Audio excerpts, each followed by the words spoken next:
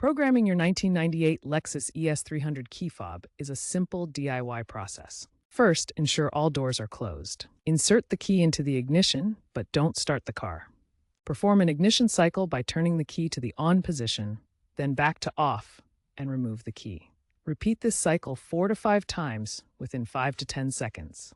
Listen for a chime or light confirmation. After the final cycle, leave the ignition in the on position.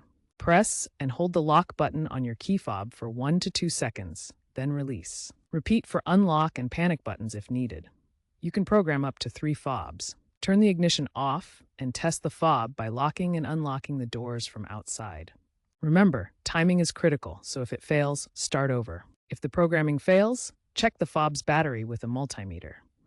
It should read 3 volts for a CR2032 battery. Aftermarket fobs from places like Amazon using 314 MHz frequency can work and save you money compared to OEM replacements, but verify compatibility first. Also ensure that the car's ECU and BCM are functioning, as a faulty module can prevent pairing.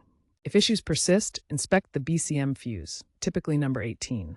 While DIY success rates are high, consult a mechanic if you encounter electrical problems beyond a dead battery or fuse. Always test in a safe area to avoid accidental lockouts.